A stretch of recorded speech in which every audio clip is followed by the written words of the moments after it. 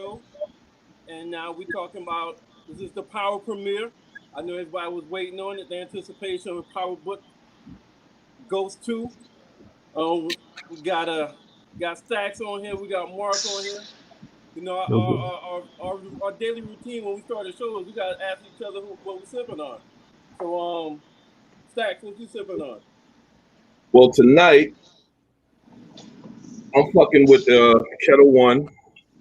Still trying to finish off that bottle. You know, got a little color into it as usual. You know, per usual, as I say. Well, I got the kettle one. I got two things tonight. I Two. got the kettle one with the peach and orange blossom, right?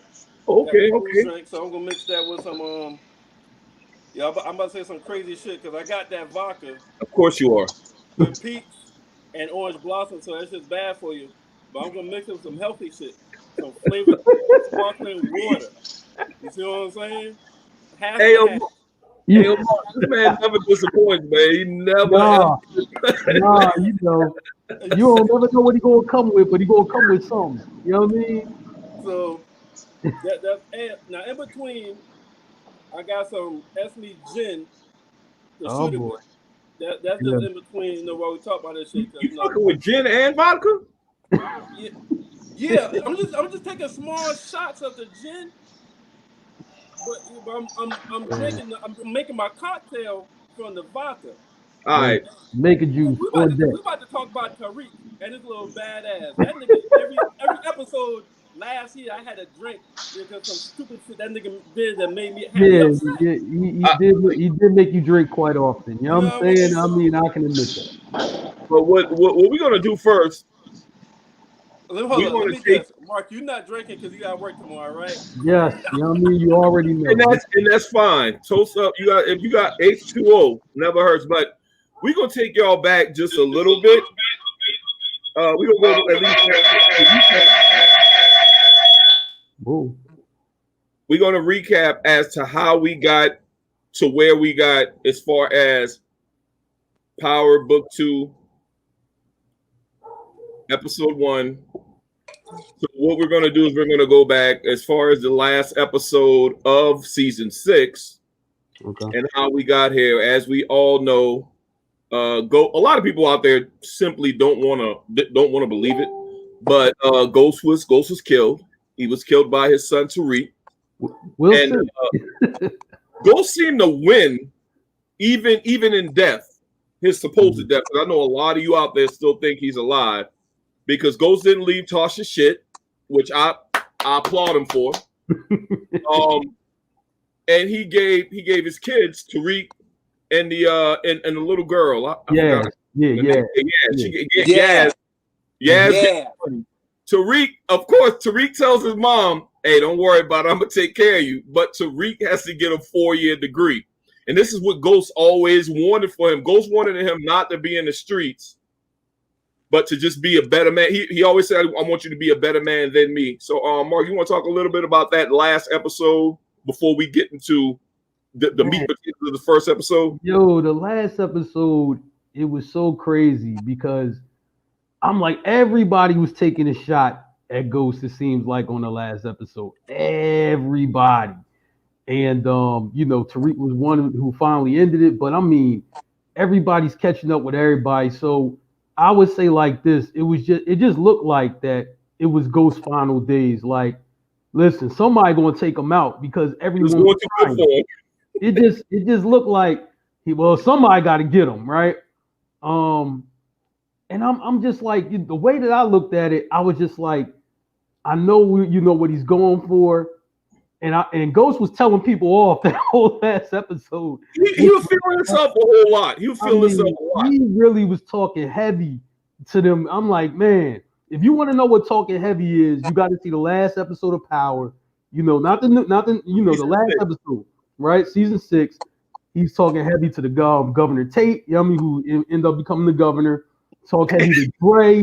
He definitely talk heavy to Dre. Like, goodness. You know, I'm just like, man, just called him a bitch ass nigga and everything. I'm just like, oh, Exactly. Hey, goodness. hey, hey, Merv. Hey, Merv. I want to ask you. I want to ask you one question before I get to a question. I'm gonna ask you and Mark. Uh, as far as last season with Ghost, I need. Well, actually, not a question. I need you to expound on the him and Councilman Tate, because I know we had a brief conversation about how he treated Councilman Tate in that last episode, and I'm saying that simply because I felt like stuff was going too good for Ghost for nothing not to happen. So if you can expound on that a little bit. But my follow-up question is going to be, who did you have killing Ghost?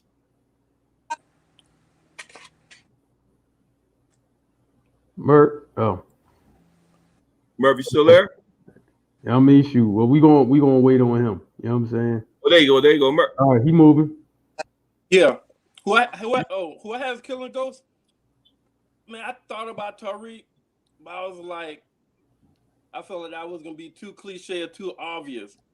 So I thought I had between Tommy, I had between Tasha. I thought it was gonna be one of them. Tommy and Ghost was beefing for so damn long. And a lot of shows, a lot of movies that end up being like the best friend or that close friend that take them out. Like in Scarface when he killed Manolo. You know what I'm saying? A lot of movies, a lot of times, even in Paid in Full, a movie we talked about 2 weeks ago, it was the friend that killed him. So my leading candidate was Tommy, because I thought, usually in the street game, it's usually somebody. Yeah, I take feel out. that. Okay, Merv, I think you're having a little bit of technical difficulties. We're gonna work with it though.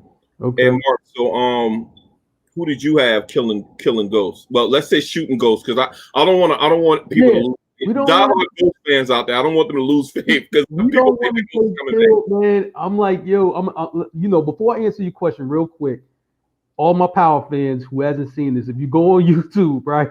You go on YouTube and they're showing like different scenes how Ghost still could be alive, right? With Tommy with the ambulance company, and Ghost changed the bullets and he shot him with a blank. He ain't shooting with a real bullet. I mean, it's nuts. It's nuts, right? But the show, the way it was written all the way through, you can expect anything with Power. So since you can expect anything, I'm not even going to say that he's totally dead. Like, I'm just not sure. But I would just say, like, he's. I don't think we're going to see him, for a while. I'll say like that. But who do I think shot him? And you know what? Before I seen the spoiler, before the episode aired, I still thought it was going to be Tariq anyway. I just think Kanan had gotten his head, enough, with all his time with him that. And I remember the episode where he was just like, listen, when you kill somebody, like it's kind of like doesn't feel right until it's like, when you kill somebody you love or kill somebody or something like that. He said something to that effect. So I was just like, I just felt it was going to be him based on that. And that was from season 5, when he told him that. So I'm just like, I'm not surprised, but it's kind of like I wish they would have kept it under wraps, a little bit and just let it play out for everybody instead of leaking the spoiler and all of that kind of stuff. So I thought it was going to be Tariq, and that's what ended up happening. So you saw the spoiler before. Yeah, somebody tagged me in that mess, and then I just happened to watch it. And you know what, Mark? That's what killed me a whole lot of last season. And Merv will tell you, Sunday morning, if I didn't catch it at midnight on Sunday, I would have to stay off of all of social media, because there were some assholes out there. I'm pretty sure you saw the same assholes, right? That they would spoil it on purpose. So I would wake up the first thing I do when I wake up is grab my phone, check my phone. Yep. On Sunday mornings, I made sure I didn't do that, and I'll brush my teeth, wash my ass, and I would watch Power before I get on my phone at all, because it seemed like some people lived to spoil that for us. But I think I had Tasha. Okay. Killing him.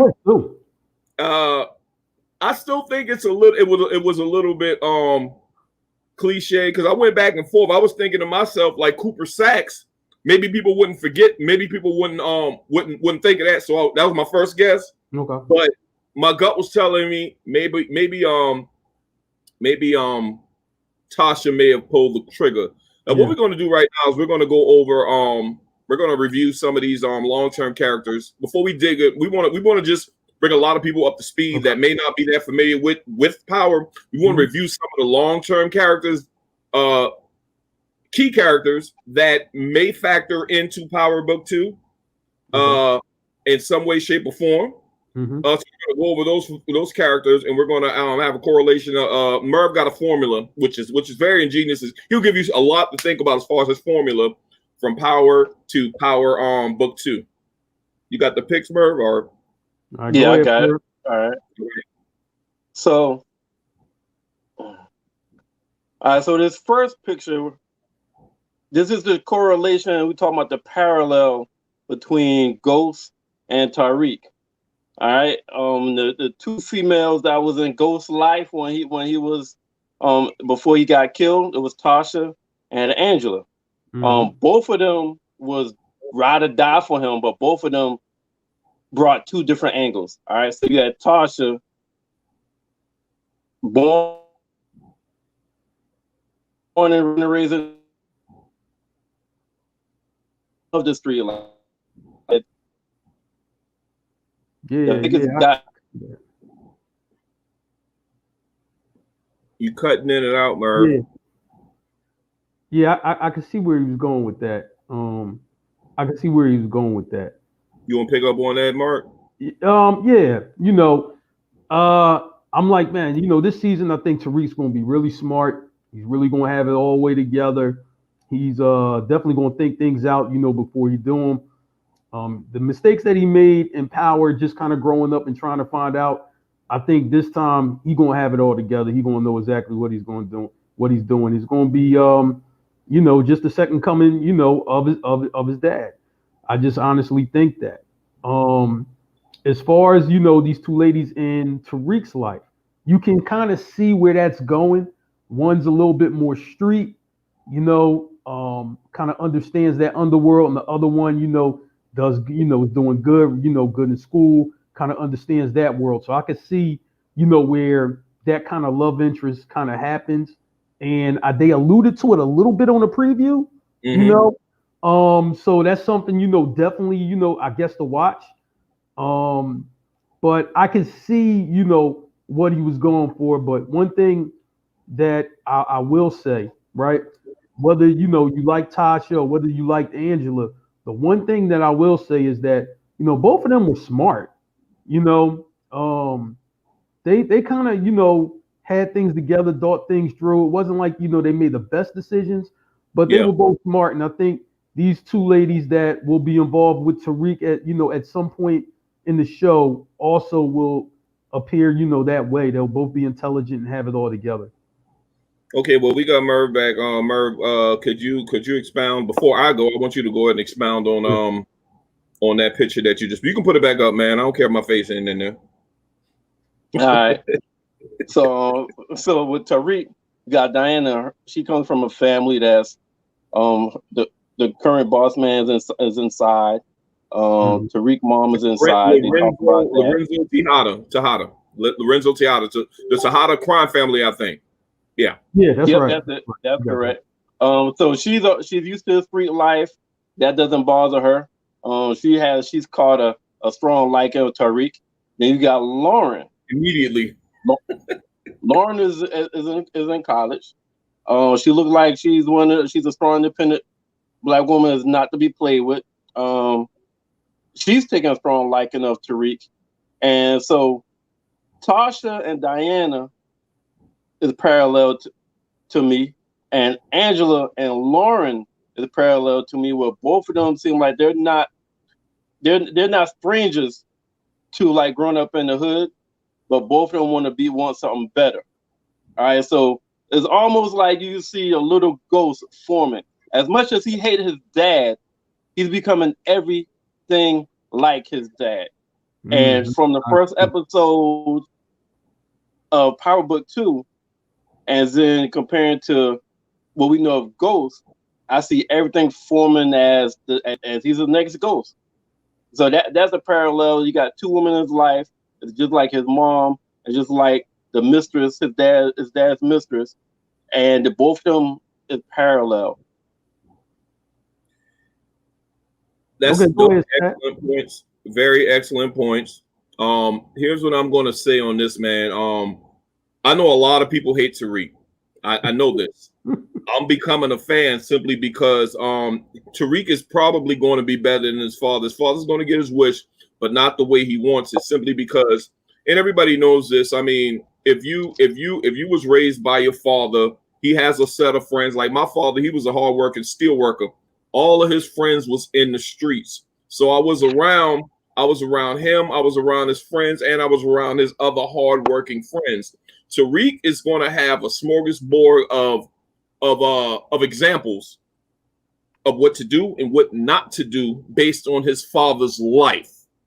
You know, from Tommy to all the situations that he was in himself. So I think he's gonna end up making mistakes that Ghost didn't make. And I think with the two young ladies, the correlation was perfect between Tasha and Diana, because Diana at the party, which we'll get into later, Diana, shit was getting hot at the party. You had Kane about to fight this dude, and Diana was like, "Well, this is the norm. This is how we get down." So she on some real street shit. She's the daughter in a crime family, and of course Lauren is perfect correlation to Angela. She's book smart. She's that one that's probably going to be a lawyer down the line. So that was an excellent correlation, in my opinion. Mm-hmm. And I see somebody said that Tariq is weak. That's fine. That's fine. We value your opinion. But my thing is we'll get into this episode, but Tariq did a lot of shit that I really didn't expect him to do in this first episode. Yeah, I'm gonna say like this one thing, you know, and I'll say this about Tariq's character, right? I'm just like, he has to be one of the most hated TV characters of all time. Like, right. I mean, he draws so much emotion out of people. It's either, you know, you like him, you hate him, but you still want to see more of him, right? I mean, even people like, man, I'm done. I'm not watching Power 2, but they end up watching it, you know? Right? You know, exactly. You know, I'm just like, I think that he made a lot of mistakes before, you know, in Power. I don't think those same mistakes will pop up again. I agree. I think that he learned by watching Ghost. He learned from Kanan. He kind of learned what mistakes that he did make and what kind of consequences that those mistakes had. I don't see him making the same mistakes. I just think he'll be too smart, you know, to make the same mistakes. Not to say he won't make a mistake, but it won't be the same ones. And my thing is, Mark, that's a very good point. My thing is, I think his hate grew exponentially when he was the shooter. When he people hated Tariq before that shit. Yeah. So once it was confirmed he was the shooter, that shit just got on 1,000 for everybody. Man, you know, listen, Tariq's not getting clipped by no episode 5. He's still gonna be on this show, and we all know who this is. Hey, we all know who this is. Bad, man. We all know who's making these comments. Exactly. Comments. Hey, Merv, you know people personally, and we know people that personally hate Tariq. Like they hate him like Power's real life, man. Really, man. I mean, to be honest with you, the kid, you know, the young man who plays him, Michael Rainey Jr. He really gets pressed on the street over this. Right? Yeah, I mean, that really happens. Like, dude, it's a show. Like, you know what I'm saying? Seriously, man. But I mean, like I said, he's like one of the most hated television characters ever. I mean, he's up there, you know, with Schillinger from Oz, Marlo Stanfield from The Wire. I mean, he's really a hated guy. Like, man, that's crazy. You know, that's just crazy to me. Yeah. You know. But I mean, he's doing like if a character ever draws emotion out of people that in that way, That means he's doing a good job on the show. It just means they did their job. Yeah. Merv, we talked a little bit about the formula. You want to expound on that a little bit, or did you already go? Did you say something about the formula you think that they're using for season 1 compared to season 2? Well, we got 2 more pictures that we're going to talk about. Let's go ahead. I'm glad you brought that up. Let's go ahead to the next picture. All right. I know Mark gonna like this one. So we got Proctor, the lawyer at the top. Yeah. And we got Tommy and his mom. Right. So I know y'all probably wondering, why the fuck you got that up here? Them motherfuckers ain't here no more. You're absolutely fucking right. But are they really going? Are they really going? Let me pull up something else. We're gonna take this away, right? All right.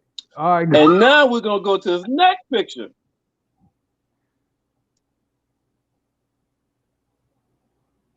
Okay, you know that's interesting. That's interesting. So you thinking that could play out at some point? Maybe not even we got. Hey, check it right. We got Davis. Everybody know him as Method Man, but on here his name is Davis. David McCoy. We Davis got law. We got Mary J. Monet. But her name on his Monet. Yeah. And her son is Kane. Right. Now, Kane Tejada. Guess what fucking position Method Man, whose name Davis, plays on here? He's a fucking lawyer.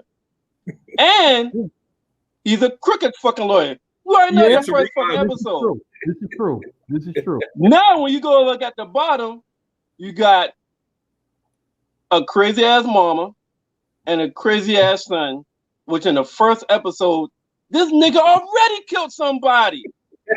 And all the mama did is wipe off the fucking blood. So, Tommy, his mama, and Proctor is gone, but Power Smart as fuck. That's a formula. Because they kept the same formula, but they switch out the variables that have different angles. Okay. And so, wait a minute, can I ask you one question real quick? You know what I mean? What's up? Yeah, the guy who plays Kane, ain't that the same guy who played Bobby Brown? You know what I'm saying? In the Bobby Brown movie, in the New Edition movie, or something like that. I just noticed that. I think you're right. I like, yeah, that guy was absolutely correct. Yeah, I just noticed that. Well, Merv, you know what, man? When you flash them pictures up there, I'm like, oh my God. You know what? I mean, that's a good. I never thought about it like that, because Proctor was Ghost's lawyer, and now Davis is essentially Tariq's lawyer. Mm-hmm. And like you said about Kane, I mean, he just killing motherfuckers out the gate, and his mom signed off on it, because I love their relationship, because at that party, which we're going to get into, that party which we're going to get into, he got into the beef with old boy because this girl was sucking him off in the bathroom. That was very funny. Yeah, definitely. His mom's, he left. They already knew what it was, and his mom was like, "You know what to do," and he showed back up with his piece. And Kane is standing there. What, he had a sawed off or something like that? Yeah, you know. And he said, "Where your son at? You can't hide behind you forever. He's right there, about to blow your fucking head off." I'm like, wow. Hey, Stacks and Mark. I know y'all gonna appreciate this. Fuck, I had a gun like Omar. You know, from the wire. Long gun. Yeah. Hey, Merv, that's a good theory as far as that formula. Now, what we're gonna do is we're gonna deep dive into the actual episode. Okay. And it starts where, you know, Tariq is at his first day at Stansbury. He got his little they show his little student ID and all that stuff. Mm-hmm. And what I hated is give him the what's up? Okay. I mean, go ahead. Before they go, say again. No, I was going to say go ahead. You know what I'm saying? I think now it goes into Tasha's arraignment, right? But I cannot. Y'all hate Tariq. I hate his fucking grandmother, man. Simply because okay, Tariq is about what, 18, but Tariq is 18 going on 30. He's a fully grown man. He understands what he has to do in order to get the bag. And his grandmother, dumbass, oh, you need to be around family. I think you need to come home. And she knows, she's armed with this information that this guy needs to get a degree in order to get the bag. Yeah, and I'm thinking, y'all should have seen the annoyance. Every time that lady comes on the screen, I'm annoyed as fuck, man. I'm talking about the grandma.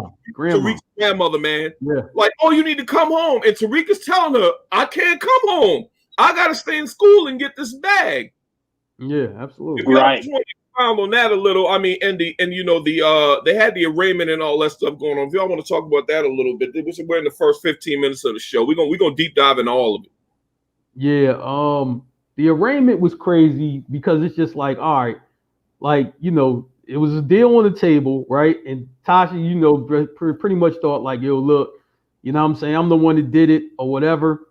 But then when they got to that allocution thing, you know what I'm saying? Like, yeah, you know, you got to tell like the whole court, like everything that happened. And if you lying, they could just question you right there on the spot. And she just like, what? No, you know what I mean? That ain't the way it's supposed to go. Right? You know, like I'm just supposed to be like, yo, I did it, and then I go home, right? You know what I'm saying? She was like, no, you know, like, so the lawyer was just like, no, you know, she actually asked you about all these things, right? So then they get around dancing around that, and then she was just like, wait a minute, you know, was it your son? Like, what? Yo, she froze. She was just like, no, like she was like, no, it wasn't my son. You know what I mean? No, I'm good. Merv, what do you think about that damn arraignment, man? Because it just pisses me off. Man, when I heard that shit, I was like, is this motherfucker really about to get out this early? The first fucking episode? So I heard like, there's no fucking way. So it didn't surprise me. It really didn't surprise me. But the first quarter of the show, the first 15 minutes, I made subtitles for myself. The first 15 minutes is called running. All right, because Tariq is running all over the fucking place. I got tired of watching the motherfucking run. He started the goddamn show running. He had to run the goddamn meeting. He had to run for. Yeah, man. He was running for his life. That was crazy. That was the thing is that leads into him being late for the meeting with the, I guess what you can call the headmaster and Simon grimy ass. Yeah. Well, he won truth. Yeah, we know that. He won exactly. Truth. Like, so Simon's there. So Simon's there, and they throw a wrinkle in there, and this is where we get introduced to Ezekiel Cross. He's a big time basketball player, and fuck Tudor, man. They was there. Simon was simply there to say, hey, if he don't play, you don't stay. Pretty much saying, you got to do all this work for him. That wasn't a Tudor situation at all. We know how I go down at college. Tariq was there to do his course load and Ezekiel's course load. So that's a little wrinkle that they threw in there. Yeah. You know what? I was going to ask Merv. You know, Merv, definitely speak to this, man. Now listen. You know, like does that usually happen? You know what I'm saying? Where the guy, does all the work for the star players. Do the star players get that type of treatment? What's going on, Merv? He football ass, you know. He probably had that shit done for him when he was playing at USC. Man, hey, man, star players get some star players get the whole fucking test in advance. Yeah. And hey, I'll tell you this. Let me tell you, man, real shit. You don't have to be a superstar sometimes, man. I'm gonna tell you on live TV. I got in the football game when it's 3 minutes left and the fucking game was over. All right, but everybody know I was on the team, so I can say this now, man. I got a whole fucking A in a class. That shit got a fucking F in.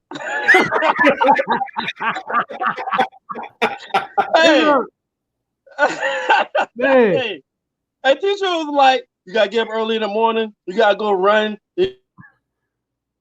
You got actors. I understand. Don't worry. we got the Ezekiel Cross real life chronicles right here. You know what I'm saying? Yeah. But to me, Tasha got the deal of the fucking century right before she fired Tamika. Yeah.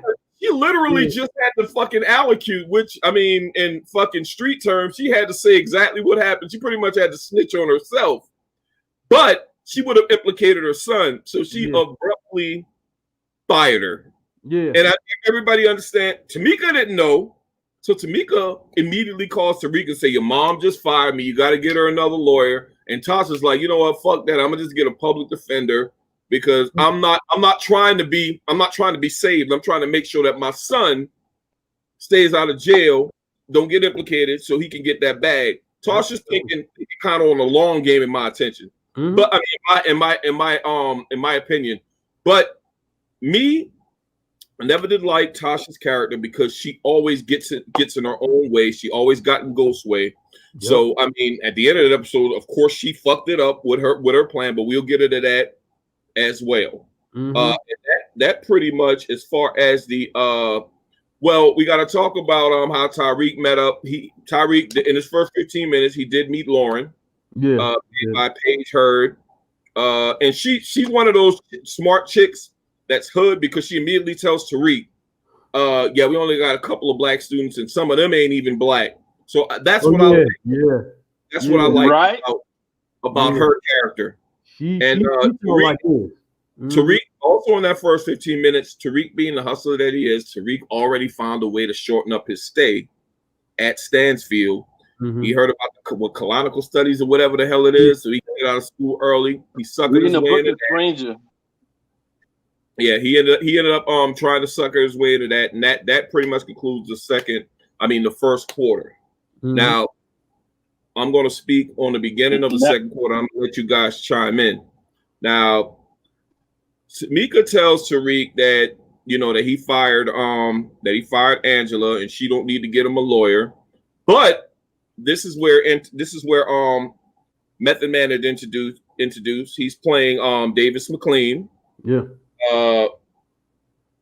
Tariq finds him and Davis just think he wants an autograph because he's this famous slimeball Better Call Saul type fucking attorney, right? Mm-hmm. He's the type that's just gonna. To me, he's a perfect match to fucking Proctor because he gonna use fucking very questionable ethical techniques, but he gonna get you off. Absolutely. So he tells him $500K liquid, and it gotta be up front.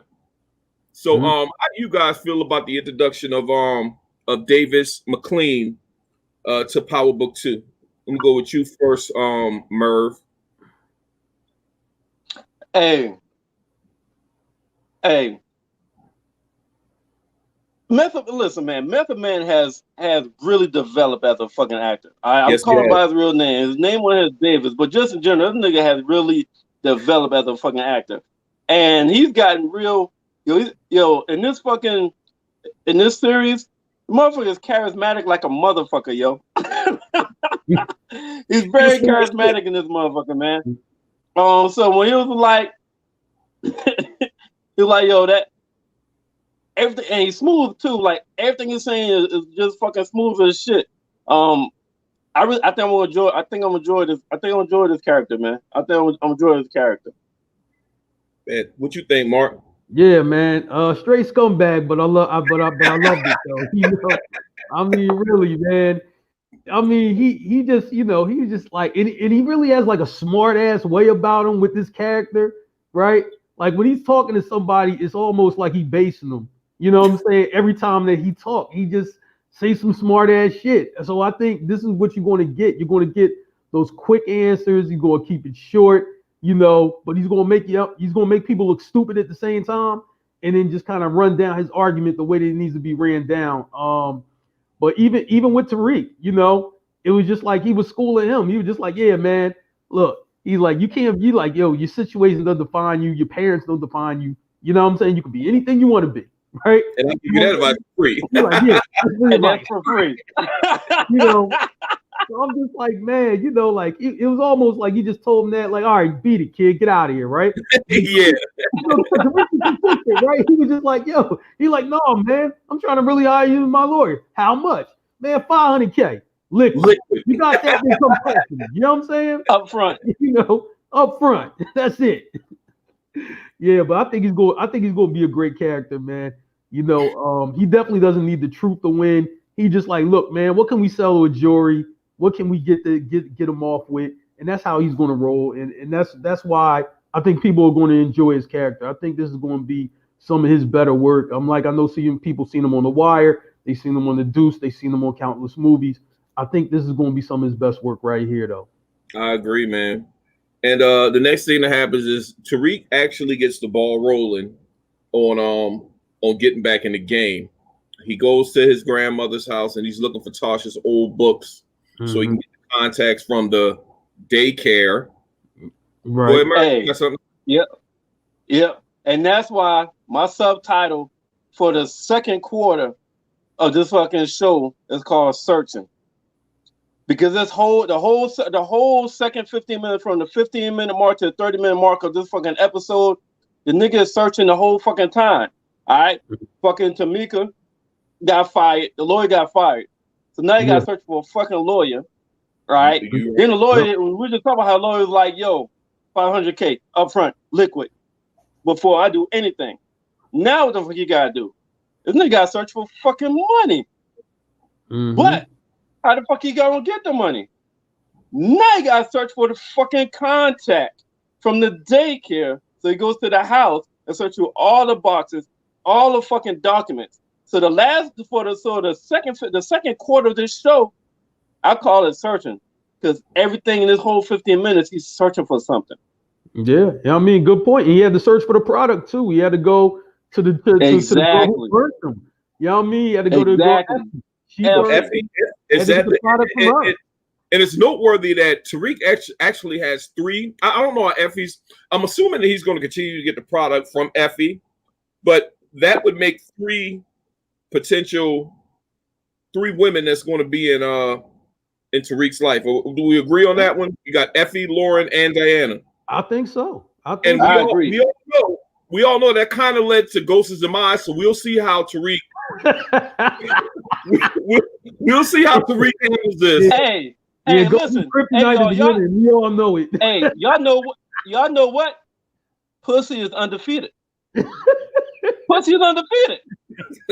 Every guy, listen. If you think about it, man, every great motherfucker or every great fucking civilization was defeated because of pussy. Have y'all seen the movie Troy? Y'all seen the movie Troy? The city of Troy is motherfucking undefeated. You know what brought it down? Pussy. So yeah, I hope he's smarter than his fucking father when it comes to that shit, man. You gotta stay away from the pussy, man. That's a damn. But yeah, he got three baddies on. He got three baddies too.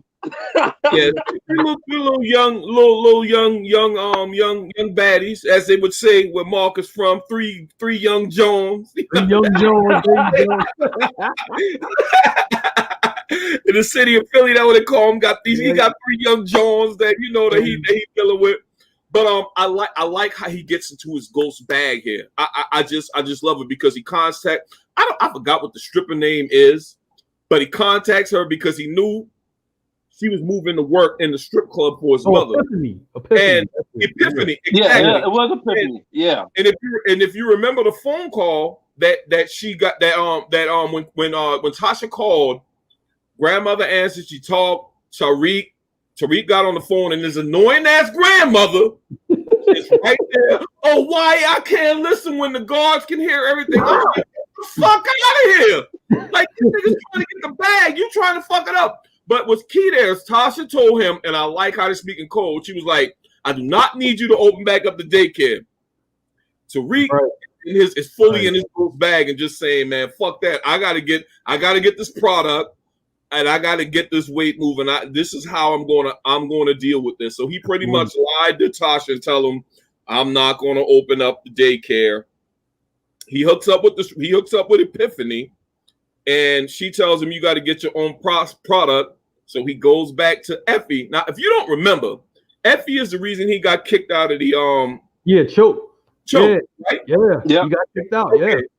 So he goes to Effie, and Effie's still feeling him. I like that as well because Effie's still feeling him. You come to get the product, or you came to see me? Like a real G. I came to get this fucking product. Fuck you. And he leaves, and she was like, "You ain't gonna pay me for that." Because matter of fact, no. Let's roll back. She said, "I did what I did because you was doing this. You was selling this dope as a hobby. I needed this shit to pay."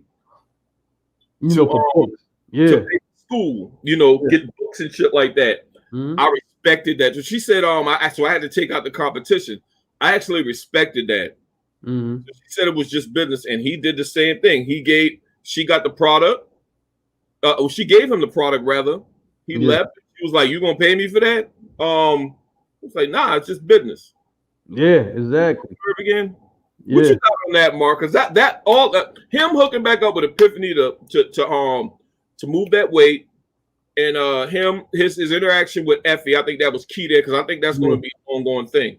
Yeah, I think so, man. And he was just connecting all the dots. Like he really, he had to get the product, right?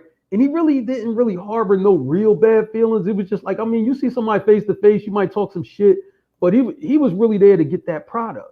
He wasn't really there for nothing else. So he had to connect these dots. I got to get the product. I got to find somebody to move it. I got to get paid, and he was able to successfully do those things, right there, from dot 1 to dot 2 to dot 3. So he was able to kind of keep it steady rolling, so I would say right there, I'm like, like if you look at the first half of the episode, I mean, he been moving correct all the way. He ain't messed up yet. So I'm like, that's what you want to see from him. You the son of Ghost. You know what I'm saying? And partially raised by Kanan. Exactly. That's key. I got that. That's key. Smart. Merv, what you got on that, man? On which part?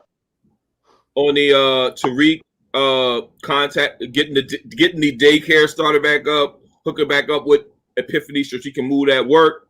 And his interaction with Effie. It's still the second quarter? We're still in the second quarter. So it's the second quarter, right? Everything like he was doing a lot of searching, and he was doing a lot of planning, but everything kind of fell in place with him. Everything fell in place during those 15 minutes, especially the first half, because like his old roommate, he had no idea he was going to be at that school, right? I forgot about that. Yep. So he's a resource. He's definitely a resource. If he didn't get to that school, Tariq is fucked up. You know why? Yeah. Because Tariq wouldn't have no fucking product. The only reason he was able to find Effie is because his old roommate that parents happened to be a trust fund of the fucking school and namesake of the fucking school got him into the goddamn school. And if it wasn't for that, he would never had the contact from the guy who gave him Effie number to contact Effie to get the product, to be able to get to Epiphany, to sell it, to come up with even enough money that lasts a week for Davis to even represent his mom doing that damn trial. Yeah. Good points. All good points. Yeah, I just think that she kept it real, and so did he. That's how that ended. So next part of this second quarter, where Tariq shows up late again, he's doing an oral interview for the canonical studies, so he can get a chance to graduate early. He only got a chance to read half of the book. Now I know people hate Tariq, but I feel bad for Tariq here because Tariq simply, with all this other shit he got going on, illegal, whatever. Tariq just ain't had time, but he read at least half of it. He was able to bullshit his way through it a little bit. But it's funny how the advisor and her boyfriend, I think that's another story. I don't know their name. Yeah, the ex. I think that's a story that's going to develop. But they actually we're gonna find out. Yeah, we're gonna find that out. We're gonna find that out down the line. They actually rolled for him. Fought for him to get another chance because she was stating facts. Someone's gonna come up from that motherfucker later. Yeah, because she ruled for them state facts like, okay, we got a kid here. His mother is on trial and locked up in jail for the father's murder. So I mean, we don't know what he was doing yesterday. I mean, we don't know what he was doing, so he probably didn't have a chance to read that book. So they ended up giving him another chance. And then it goes into the DA came in. When Tasha got a public offenders are the worst motherfuckers on the planet, by the way. Terrible. To be perfectly honest with you. So this weak ass public offender coming there, and the you might defend your goddamn self. Exactly. Absolutely. So the prosecutor, check this out. Terrible in real life. Like the prosecutor, exactly. You're right. The prosecutor comes in there and pretty much tells her you're fucking lying. Everything you saying, Tasha, is a fucking lie. We're gonna give you 15 years. Don't lie to me again. What does Tasha fucking do? Lie and implicates Dre. Says that Dre is the shooter. I want y'all talking about that, man. Because when I was like, this, that goes back to me. This motherfucker can't get out her own way, man. But I want to hear your thoughts on that. I was pissed. Yeah, I mean, I'm trying to tell you, first thing, even when she said it, right, I just shook my head because I'm like, he's dead. And they already processed the body. He's dead. They processed what he had on that night when he arrested him. I'm just thinking, I mean, this is just some easy law and order shit to think of. Exactly. Like, easy shit. Like, yo, why would you say that name? You know what I'm saying? I'm like, nah, you can't use the dead man's name, right? She thinks, well, if he's done, you know what I'm saying? Didn't think it through, right? So I'm just like, man, this is going to be a disaster, right? I already said it when she said his name. I thought that, right? And I'm just like, man, so she goes from, look, no time, get out. And matter of fact, if she would have actually had her plan together from the first part, you know what I'm saying? She would have already been out. You know? Right. She would have already actually been out if she would have had it together from the first time, but she didn't. You know what I'm saying? And we're going to move into that later, but she would have already been out. You know, so I'm just like, yes, we will get into how she fucked up again later. Yeah, you know. Hey, yeah. That's fourth quarter. That's a fourth quarter. Yeah, I know. We ain't even gonna get to that. Yeah, that just pissed me off all over again. So, Merv, what you got on Tariq being late with the colonical studies, and what you got on Tasha dumbass lying again? Man, listen. I'm trying to tell you, she works the nerves, man. Listen, Tasha been doing dumb shit since season one. From the time, hey, let me tell you, Tasha never seen Scarface, okay? Tasha never seen a fucking movie Scarface. Because if she'd seen the movie Scarface, she would have learned a valuable lesson from fucking Scarface. When Tony Montana was trying to holler at his boss' wife, what the fuck did she say? Hey, I don't fuck the help. I don't fuck the help. The whole series. Tasha did worse than fuck the help. Tasha fucked the driver. She fucked the goddamn driver. She was fucking her from Scarface. So from that on, she was doing dumb shit, yo. But everybody liked Tasha. You know why everybody liked Tasha? Everybody liked Tasha by default. The hate for Angela was so fucking great, it made people love Tasha. Only because they didn't fucking like Angela. So her doing that dumb shit about mentioning the Dre name without even thinking about it, man, it didn't surprise me at all. And it made me upset. And you know, it made me think about Eddie Murphy stand-up when that mother was like, Goonie Goo Goo, motherfucker, your wife is a Bigfoot. That's what the fuck I thought about. Tasha's a dumb motherfucker. So whatever happened to her, because she'll never think about shit. She's an emotional reactor. That's all the fuck she's an emotional reactor. Hey, Brandon Wallace just posted he can't stand. I ain't like that bitch since season one. To be perfectly honest with you, Brandon, I feel you on that. Hey, when she you know why? Fucking the driver. Shoot, she didn't want to get the club in Miami. I was done with it. I was just like, man, well, I wanted Ghost to get the club in Miami. Me too. Hey, I'm rooting like a motherfucker to get that club though. I really was. Okay, so that pretty much ended Now, the second quarter. Go ahead, Merv. did you ask me about Tariq being late? Yeah. Man, Yeah, you didn't go to that. Yeah. basically everything y'all said, man. You got a mother on trial. You got to find a lawyer. You got the mother killed her father, and the fact that the motherfucker read half the book is fucking impressive to me. He was able to talk about the first half. Yeah. They He's a fucked him smart up because they asked him about the very ending of the book. If they don't ask anything about the very ending of the book, by the time they got to the end, he would have damn wooed their ass so motherfucking good. They wouldn't even worry about the fucking ending. Because He one thing probably about Tariq, I gotta say, that motherfucker got a gift for gab. I think his gab better than goddamn Ghost. He got the best mouthpiece, be able to talk his way out of shit than anybody on the whole fucking series history. Yeah, you know. I Well, feel you. I'll say like this. That's one thing, you know, that he might have got right from his mom. You know what I mean? Talking shit. He just talks the right shit. You know what I mean? And not the wrong shit. But he got talking shit. Exactly. He got so many fucking experiences. He got so many experiences and people and all the shit he been around.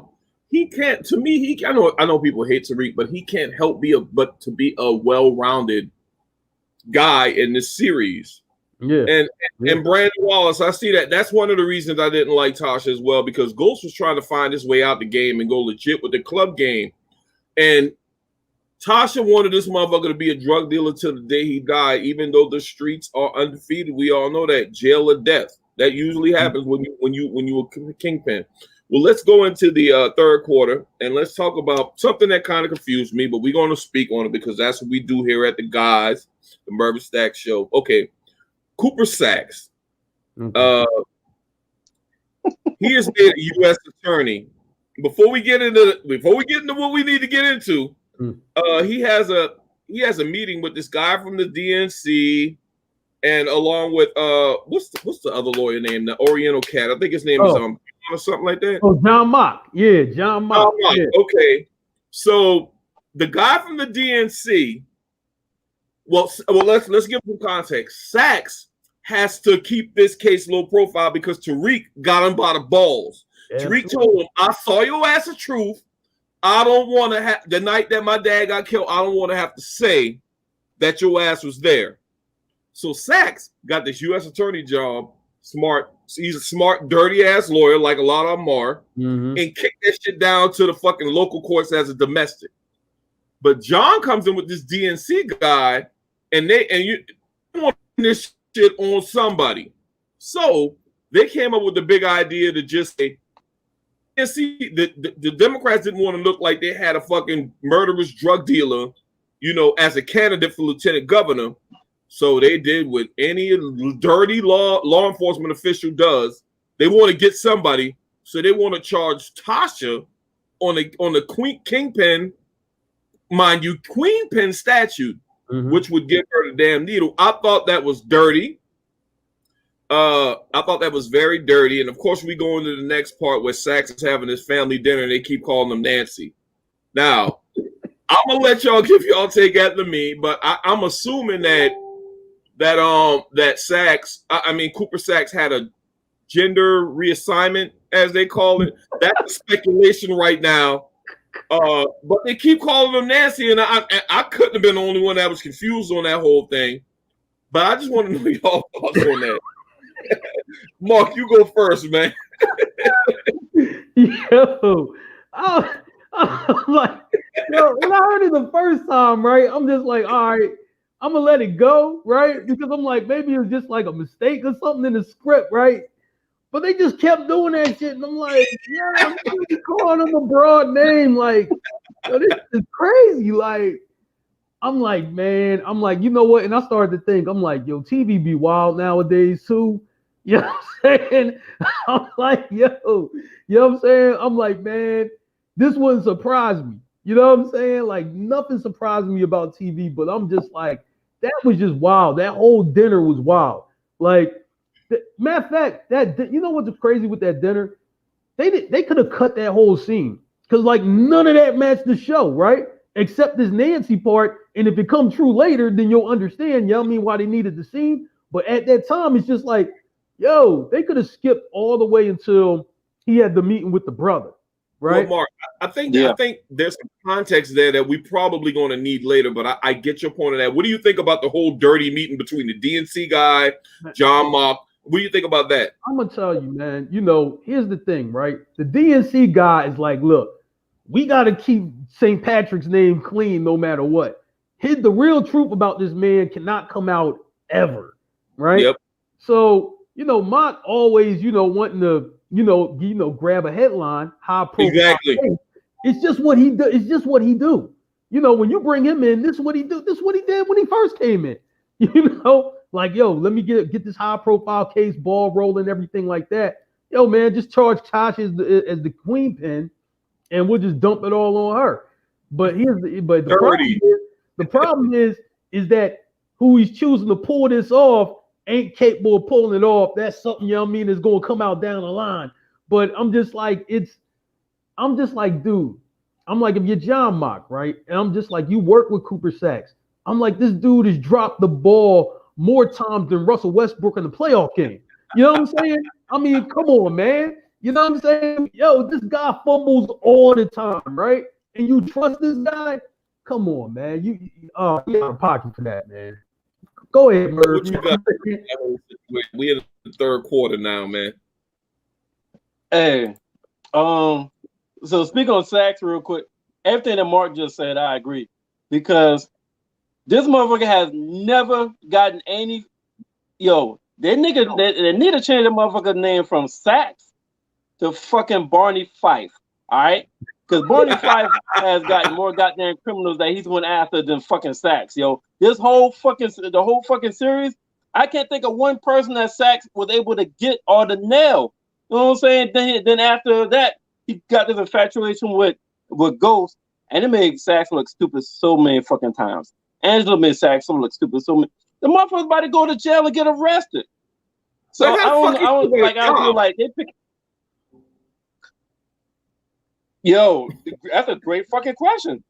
Yeah. How the fuck you still got a job? Yeah, you know what I'm saying? That's why, like they are picking the wrong motherfucker because not only is he a bad cop, he's not good at it. He's also got motherfuckers got dirt on him. People have dirt on him. So all the way around, they picked the wrong motherfucker. Either he's gonna drop the ball, or he's gonna get blackmailed, or somebody's gonna make him drop the ball. So it was like really that they picked the wrong motherfucker. And I feel like that's a setup for down the road. That's how Tasha's gonna get out because he's gonna fucking he's gonna mess the case up. He's gonna do something where they gotta let her go because of dirty cop or misappropriateness of evidence or something like that. Misconduct and stuff like that. Yeah, I feel you. Something like that. Now for the third quarter, I gotta give y'all my subtitles. All right, for this one, I got scheming. Because in the third quarter, from the 30-minute mark to the 45-minute mark, everybody's scheming. Goddamn. This is when Tariq grabbed this when he grabbed Zeke Instagram, right? His new roommate, the cell phone. Yeah. This is when he grabbed the cell phone. He don't have the money, so he goes on a big time basketball player Instagram. Probably got almost 1 million people and say, "I want to thank Davis for taking the time out, helping my family that's in need, and taking this case when nobody else would, and just put him on the motherfucking spot where he had no choice." Like, who the fuck would think about that? Like the motherfucker, that smart, man. Motherfucker smart now. You gotta give him credit for that. You have to. You gotta give him credit. Mm-hmm. You know what I mean? So you got that. He's scheming. There's also a time where the Democratic Party is scheming to keep Ghost's fucking name clear. Yeah. Clean. Even though that's dirtier than a motherfucker. Mm-hmm. So you got the Democratic Party scheming, you got Tariq scheming, and Sats is scheming on the fence. He's scheming for Tariq. Mm-hmm. He's scheming for the Democratic Party. Everybody's fucking Sacks right now. And he have no choice.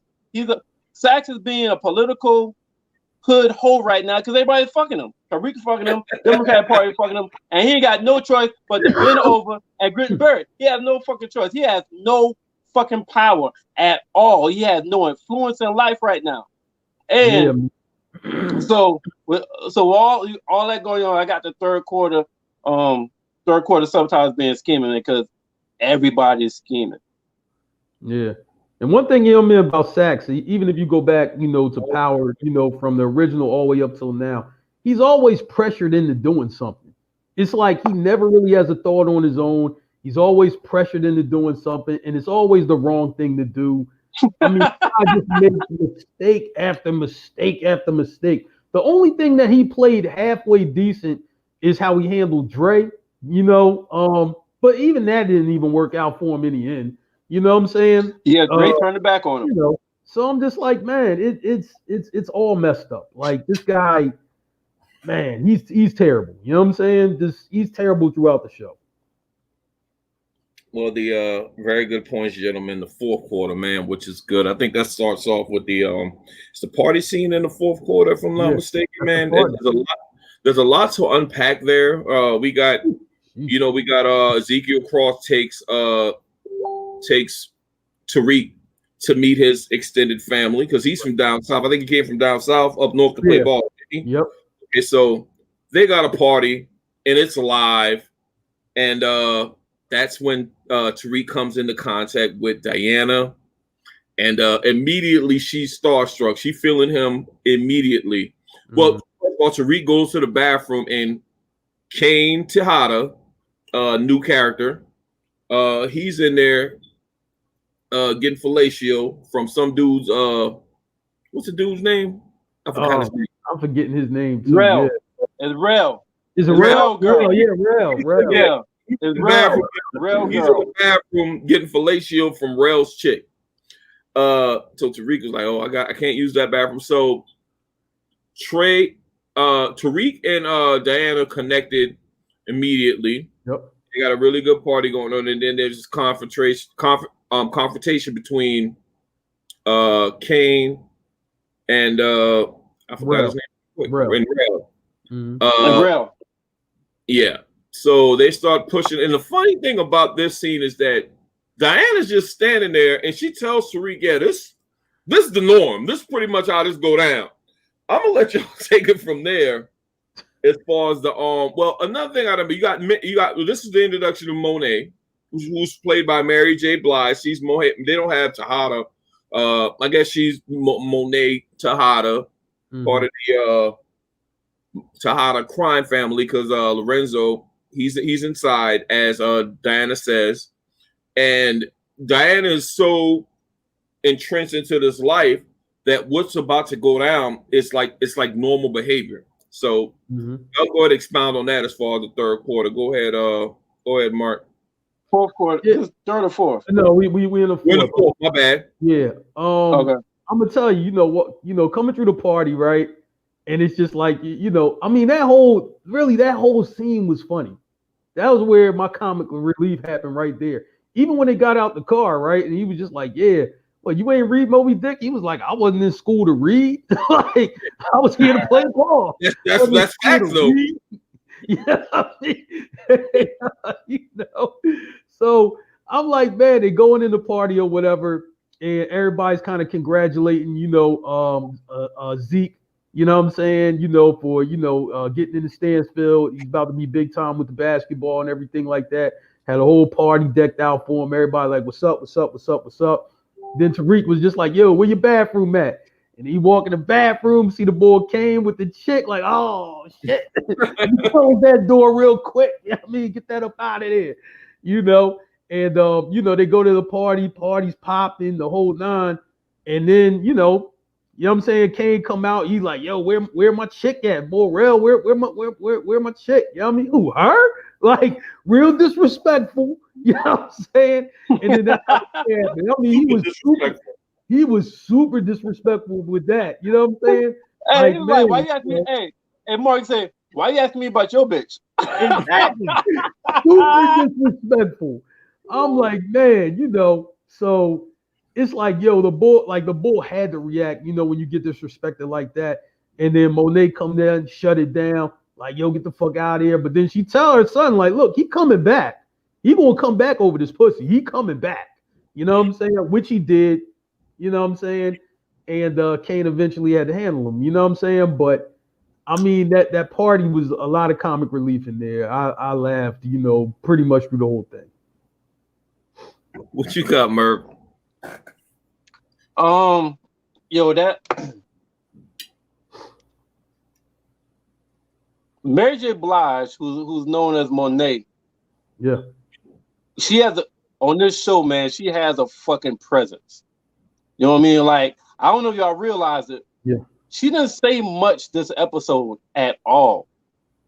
But every scene that she was in, it just felt like a motherfucking powerful presence. Like it's almost like you would think she grew up in this kind of fucking environment, because she's so like she plays that part so motherfucking good and smooth. Yeah.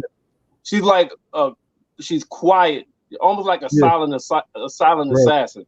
You know what I mean? Right. Like, it's almost like she don't have to talk, because like when Rail and Kane was like getting into it over that girl, everybody was and as soon as Monet stepped out, it's like a hush came over the fucking crowd. Yeah. And everybody look at Monet like, whoa, all right, y'all need to straighten the fuck up. So it's like, I'm really interested to see how her role turns out, and the storyline from her and how she performs. I feel like she's gonna kill the goddamn role. And it looked like from what I gather, it seemed like she got some cops in her motherfucking pocket, because her son got a whole fucking double barrel shotgun aim at this nigga head. Cop pull up, she walk up to a cop talking about, "We good, baby. We don't need your help." That's the way she walked up to the cop. There was no panic. It was no like, yo, Kane, put that fucking gun away. It was like, you just walk to a cop talking, "We good, baby." So it's like, she got a motherfucking presence in this motherfucking show, and I can't wait to see the influence of everybody else that's from around her. That's what I'm looking forward to her. And this is the 4th episode. I got another subtitle. For the 4th quarter, I call this shit "Hoping." There's a lot of hope going on in the 4th quarter. You got the basketball star that was promised Tariq was going to take over his grade, so he's hoping that Tariq can handle his workload and Tariq's workload and keep him eligible to play basketball. All right, you got Tasha hoping that the son find a lawyer, get a lawyer that could get her out of this fucking predicament that she put herself in.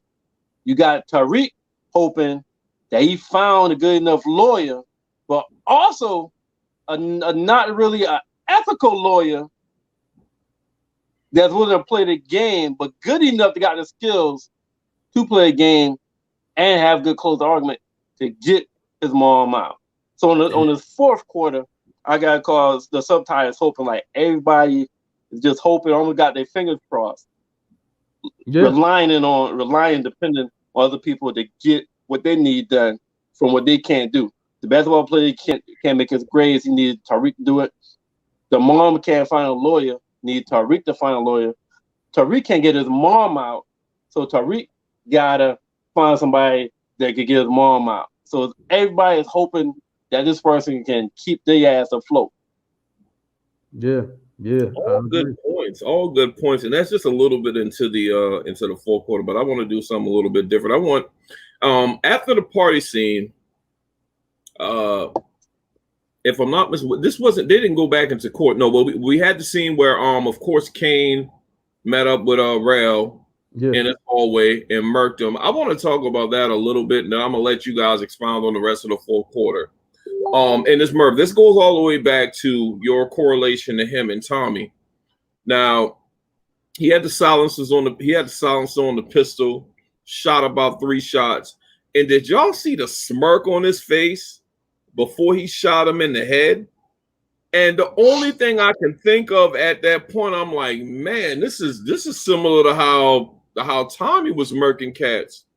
So go ahead and talk about that real quick, Mark, and just take us to the rest of the fourth quarter. Your thoughts on the courtroom scene with Tasha being a dumbass once again, and her facing how she go from fucking possibly getting out of jail to facing the damn needle. Yeah, yeah. I'm gonna tell you, yeah, Kane. It had that kind of Tommy effect, when he killed them. Tommy, like seriously, like he has a lot of fun when he does this. I think the one time that he really didn't have fun is when he killed Holly. Like that, I don't think that was fun for him. But a lot of the other ones were a lot of fun. Like especially the one where they killed the guy with his dad. Oh man, you know what I mean? I love that. Anyway, you know what I'm saying? It had a lot of it had very much similarities to that. So I'm just like, like okay. And then, Monet's mom's waiting for him in the car, wipes the blood off of him. Like, all right, took care of business. It'll be okay. And then you go to this courtroom scene where I'm just like, like, yo, you like, man, what is she gonna say? Like, cause I mean, I really had no idea what direction she was going in. Like, I just didn't know, but I knew she was gonna say something. And she was just like, yeah, Tommy did it. You know what I'm saying? And then she was like, yeah, and I hired him to do it. And the lawyer, like Davis, like, yeah, whoa, wait a minute. Right there on the record. Well, I don't know what she's talking about. What are you talking about? Yo, check what you talking about. Like, yo. He objected. I think he said he object. He said I object. That was crazy. Like, yo, and I hired him to do. Whoa. What are you Hey, she was wilding. Man, she just kept going with that, right? So I'm like, man, that was nuts. You know what I'm saying? But you know what's crazy though, when I think back about it, right? And this speaks, exactly to especially to your point, Stacks. Tasha's a dumbass, right? Because I'm just like, think about it. Tommy chose Tasha and Rico, but Ghost, I'm gonna kill Ghost. Ghost ended up actually being the guy, who like, yo, I'm your brother, man. And he was telling the truth all along. And then Tasha, for the one that he chose Tasha, and she the one that throw him under the bus. Like, oh my God. He should have murked you last year for killing Keisha. Like, stop. You know what I'm saying? That would have been a justifiable hit too. That would have been a justifiable hit. It definitely would have. You know what I'm saying? But I'm like, man, that completely bounced upside down. I was surprised at it. I'm like, man, I was waiting for Tommy just to be outside the courtroom. Like, please tell me we got 5 more minutes left in the episode. Tommy, fly back from California. Come back from Cali. Come to New York. She talking dirt on your name. You know what I'm saying? Yeah, but that was so crazy. So that's my thoughts on it. Go ahead, Merv. Yo.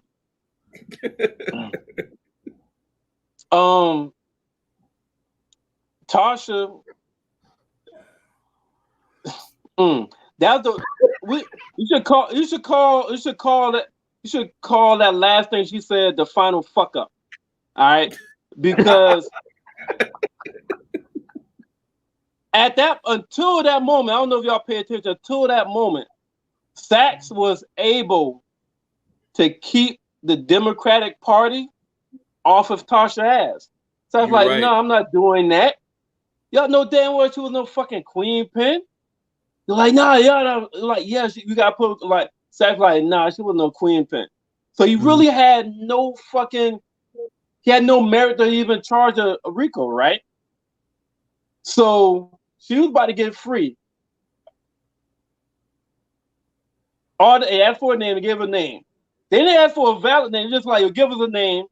And she gave a name with no way for them to know or to be able to confirm or deny.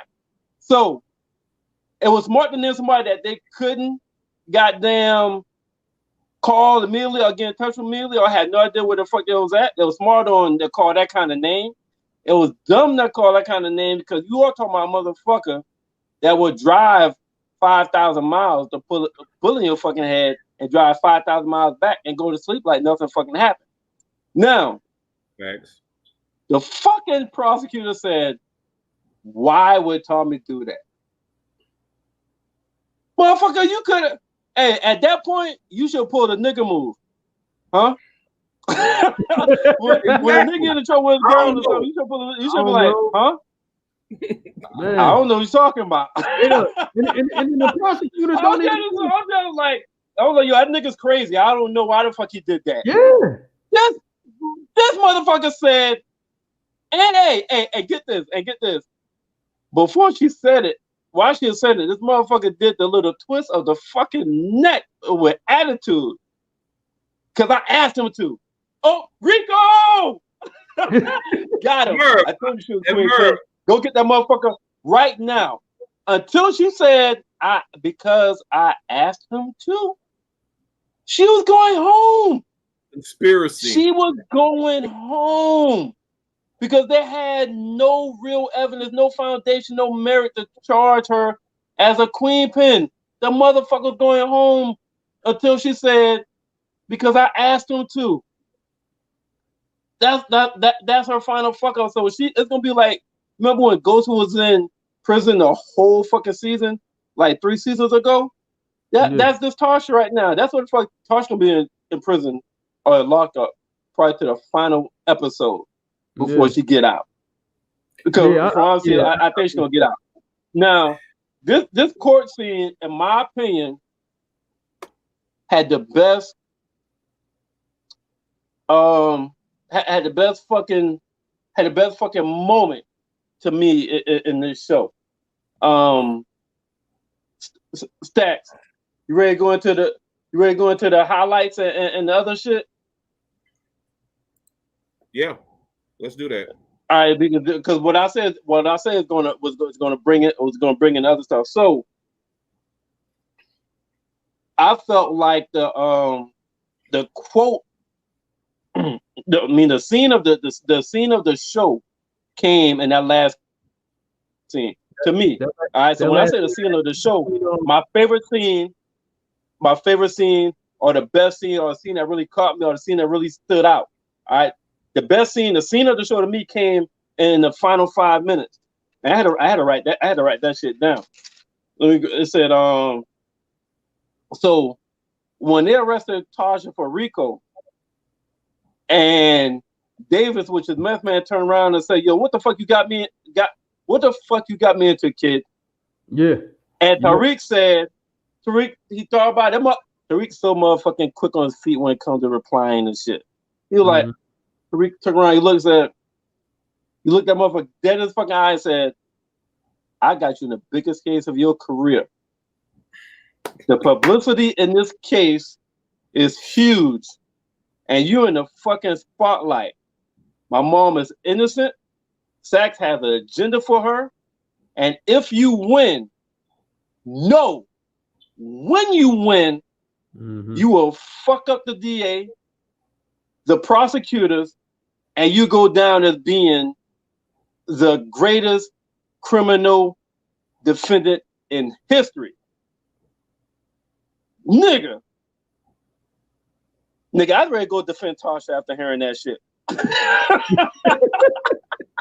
Yo, that fucking scene right there, that scene was so motherfucking believable. Both of them did a great fucking job on that scene, man. That's my favorite scene of the fucking movie right there, man. You know, Meth did like a 180, right? Because at first he just man, what you get me into, right? But after Tariq said what he said, he like, yeah, you're right.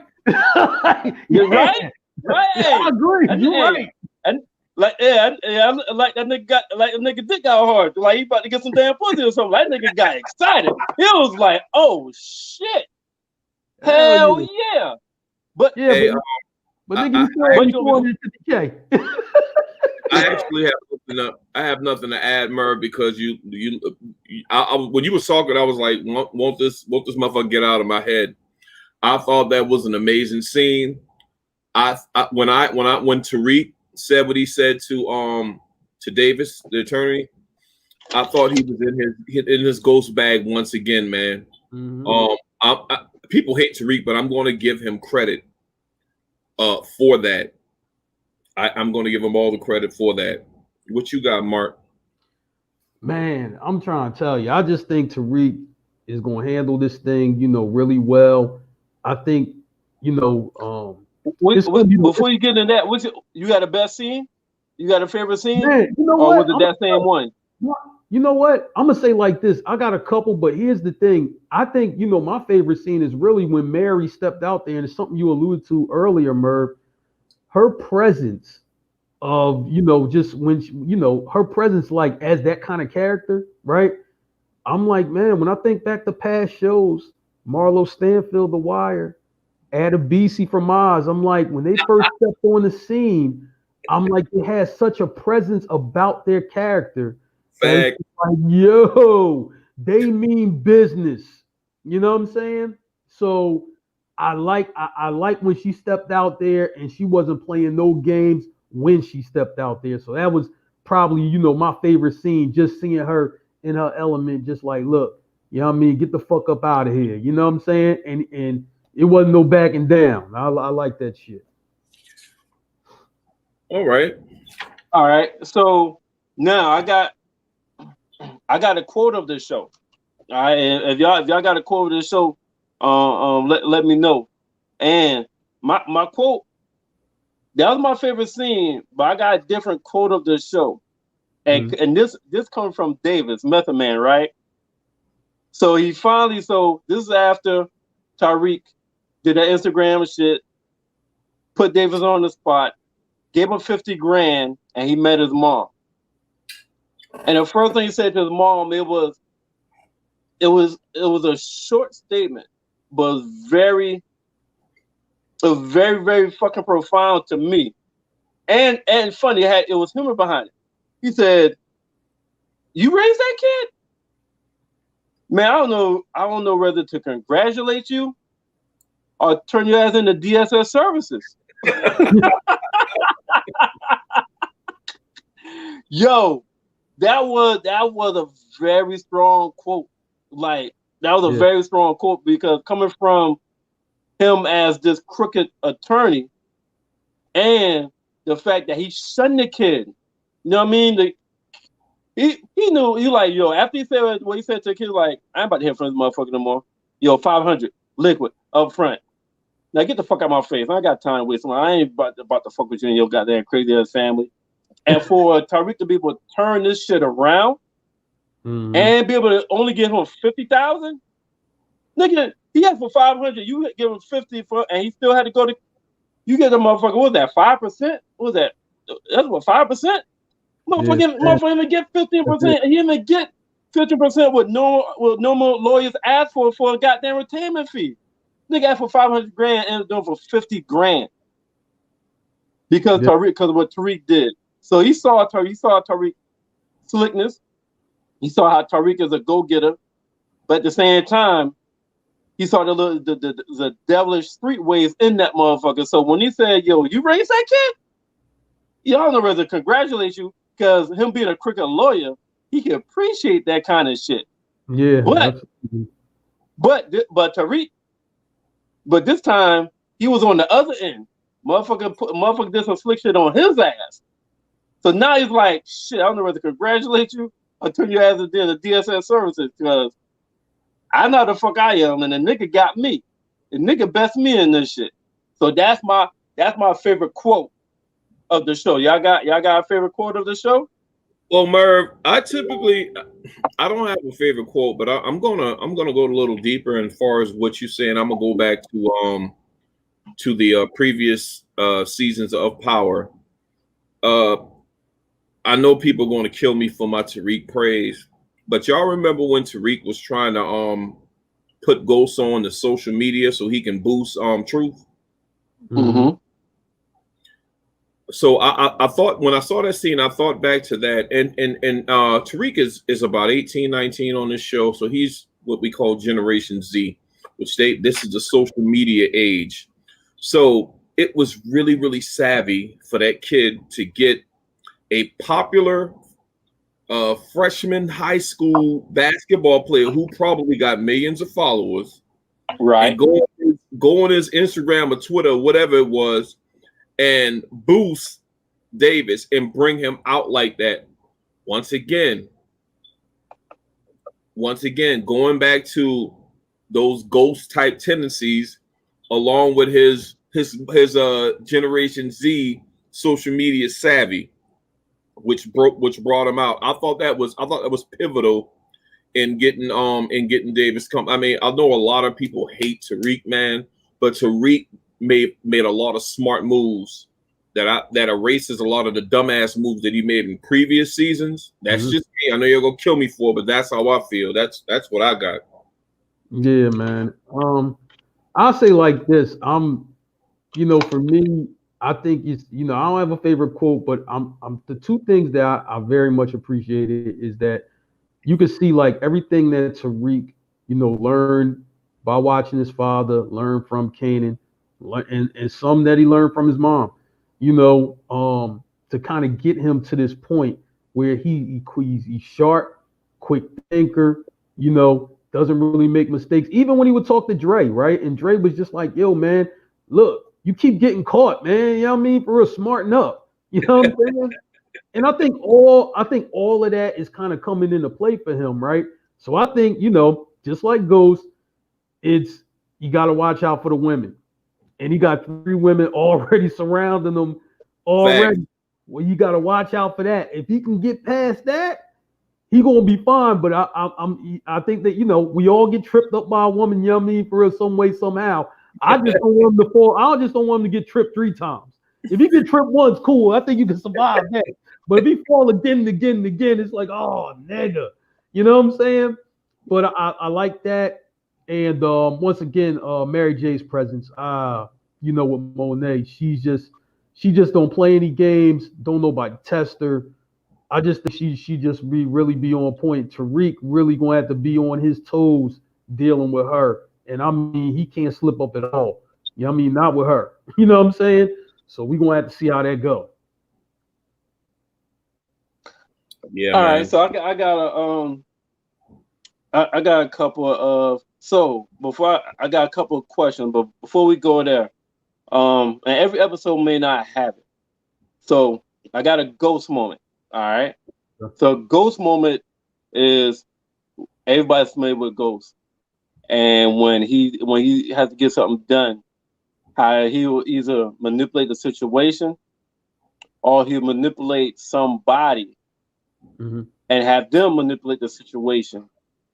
Even when he gets his associates, so he knows he's gonna get them in trouble, he also has an escape plan for them so that their trouble is temporary and minor. All right. So when when I said, huh?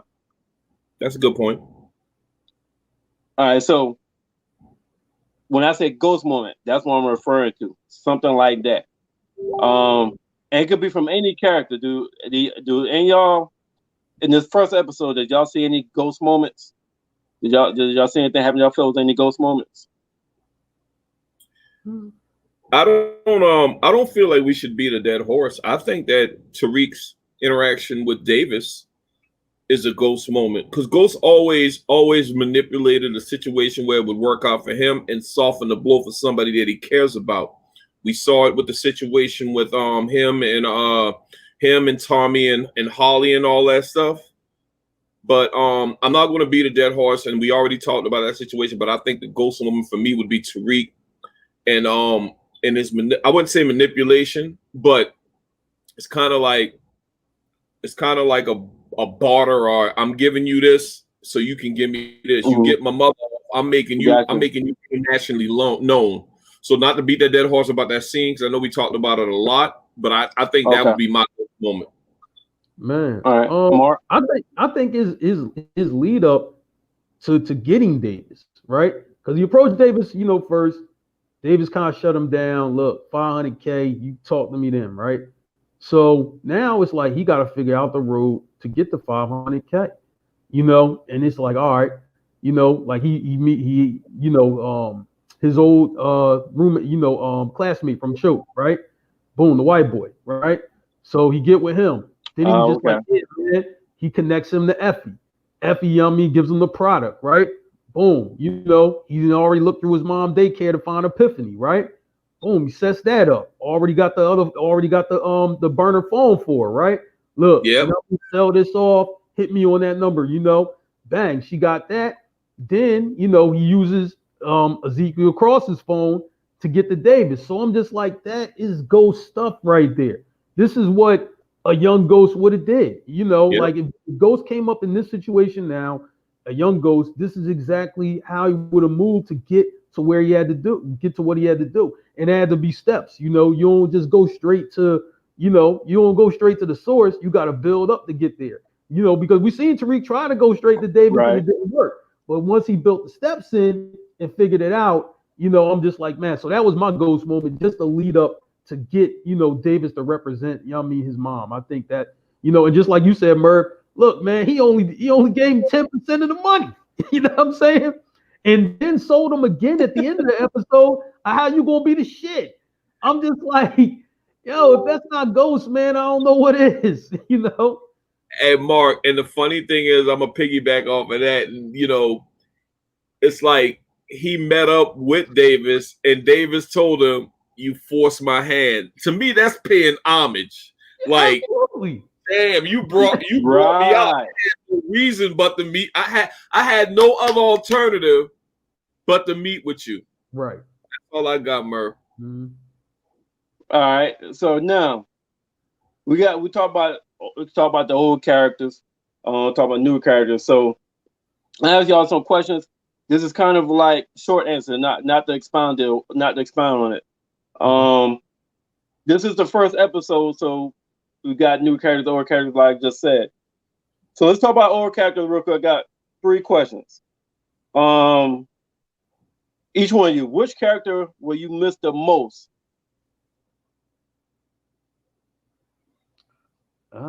Shoot, that won't be appearing at all. Kanan, you know what I'm saying? Kanan. Oh, that's not on. You know, Kanan ain't coming back. He's dead. You know what I'm saying? So I'll miss him the most. You know.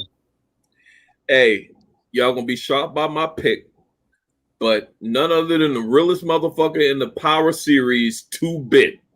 Free 2-Bit, by the way. That's my guy. Oh, Merv, I know you don't want me to expound, but 2-Bit was the same from the start to the end. A street soldier that's totally against snitching, and even though he was behind the walls, like, hey, as long as you take care of my family, I'm good. And dude, if you was a snitch, dude, 2-Bit was the if you look up real ass motherfucker in the dictionary, it'd be a picture of 2-Bit like this. So 2-Bit, he's the one I'm gonna miss the most. That'll be free 2-Bit, by the way. I'll tell you one thing to piggyback on what you said, Stacks. I think if you look up the dictionary of the word food, you're gonna see an angry face that say, I mean, with 2-Bit. That nigga food. You know what I mean? That's what you're gonna see right there. You know what I'm saying? Seriously. Okay. All right. So, which death did y'all hate the most? It's a lot of them too. Yeah, I know. You know what? I'm gonna tell you one thing, man. I think I'm not going to even say I hated it, but it was so sad when Keisha got killed, when Tasha had to kill Keisha or whatever, right? And the song they played as that was going on, right? You know what I mean? Is a song, called Home by Solomon Gray, right? You know what I mean? I mean, real touching kind of track, but it's somber, it's sad. It just kind of take like you listen to that song and you're sad, trust me. You know what I mean? For there's gonna be some waterfalls, man. Like, it's like it's that touching and it fit that scene so perfectly. So when Tommy is walking to the house and it's just like, damn, you know what I mean? And he had to really hold it together because he had Cash with him, Keisha's son. Yeah. So I thought that yeah. kind of touched me the most, Okay. For me, Merv, it was Raina. I mean, I know Raina shouldn't get into that, but it's her twin brother going through some things. But man, that was very, very sad to me. So I'm gonna go with Raina as far as the death I hated the most. Okay. So basically, same question but opposite. Which death was the most gratifying? Which one y'all feel the most We gratifying, might be on the same most page on this deserving? Like part. motherfucker, you had it coming, huh? Go ahead, Mark. I think What? we might be on we, the same we, page. we might got the same guy, man, but who was that? Who was that prosecutor, man? The guy, you know what I'm saying, who tried to get Ghost and he cut the cameras off. I mean, Angie was Greg? trying to catch him, the Puerto Rican guy. You know what I'm saying? He was her boss. You know what I Greg mean? or No, the Sandoval. That's it. Sandoval? Man, I was so happy to see him go. I wanted them to deal with him first. I'm just like, goodness. I'm like, come on, Lobos, man. You know what I mean? Get rid of this guy, man. I couldn't stand him then. You know? I'm just like, man, I was happy when he died. Seriously. I'm like, yes, they finally got him, man. Because he was just dirty, and then it was just like he was trying to kill everybody, who found out about him. And I was just like, man, he had to go. All right, Stacks.